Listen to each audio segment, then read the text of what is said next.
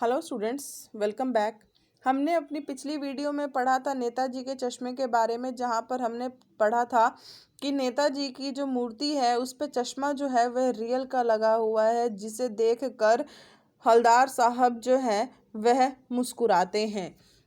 Jeep कस्बा छोड़कर आगे बढ़ गई, तब भी हवलदार साहब इस मूर्ति के बारे में ही सोचते रहे और अंत में इस निष्कर्ष पर पहुंचे कि कुल मिलाकर कस्बे के नागरिकों का यह प्रयास जो है वह सराहनीय ही कहा जाना चाहिए।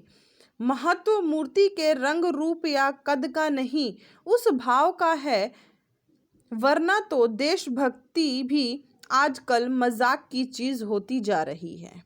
दूसरी बार जब हवलदार साहब उधर से गुजरे तो उन्हें मूर्ति में जो है वह कुछ अंतर दिखाई दिया। ध्यान से देखा तो पाया कि चश्मा दूसरा है। पहला जो था वह मोटे फ्रेम वाला चकोर चश्मा था, अब तार के फ्रेम वाला गोल चश्मा है। हवलदार साहब का कौतुक और बढ़ा, यानी कि उनकी जो क्या बोलते थी हैरानी वाला जो उनका चेहरा था वह जो है और बढ़ गया और उन्हें हैरानी होने लगी कि ये क्या हो रहा है। वाह भाई, क्या आइडिया है। मूर्ति कपड़े नहीं बदल सकती, लेकिन चश्मा तो बदल ही सकती है। तीसरी बार फिर नया चश्मा था। हवलदार साहब को आदत पड़ गई थी हर बार कस्बे से गुजरते समय चौराहे पर रुकना, पान खाना और मूर्ति को ध्यान से देखना। एक बार जब कौतूहल दुर्दर्मीय, यानी कि जिसे दबाना कठिन हो, दुर्दर्मीय हो उठा तो पान वाले से पूछ ही लिया, क्यों भाई, क्या बात है? यह तुम्हारे नेताजी का चश्मा हर बार बदल कैसे जाता है? पान वाले ने खुद के मुंह में पान ठुसा हुआ था। वह एक काला, मोटा और खुश मिजाज आदमी था। हवलदार साहब का प्रश्न सुनकर वह आंखों ही आंखों में हंसा। उसकी तोंद थिरकी। पीछे घूमकर उसने दुकान के पीछे पान थूका और अपनी लाल काली बत्तीसी दिखाकर बोला, कैप्टन चश्मे वाला करता है। क्या करता है? हवलदार साहब कुछ समझ नहीं पाए। चश्मा चेंज कर देता है, पान वाले ने समझाया। क्या मतलब? क्यों चेंज कर देता है? हवलदार साहब अब भी नहीं समझ पाए।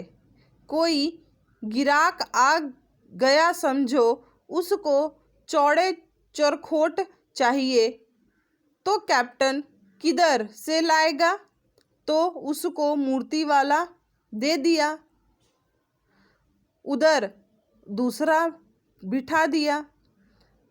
अब हवलदार साहब को बात कुछ कुछ समझ में आई। एक चश्मे वाला है जिसका नाम कैप्टन है, उसे नेताजी की बगैर चश्मे वाली मूर्ति बुरी लगती है, बल्कि आहत कराती है, मानो चश्मे के बगैर नेताजी को असुविधा हो रही हो। इसलिए वह अपनी छोटी सी दुकान में उपलब्ध गिने चुने फ्रेमों में से एक नेताजी की मूर्ति पर फिट कर देता है।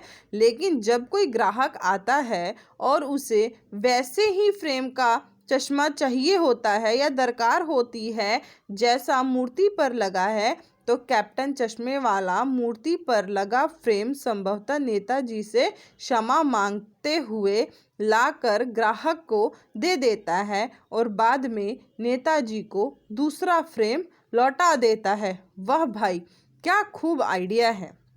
लेकिन भाई, एक बात अभी भी समझ में नहीं आई।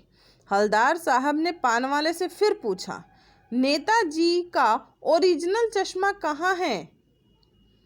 पान वाला दूसरा पान मुंह में ठूंस चुका था। दोपहर का समय था, दुकान पर भीड़ भाड़ अधिक नहीं थी। वह फिर आंखों ही आंखों में हंसा। उसकी तोंद थिरकी।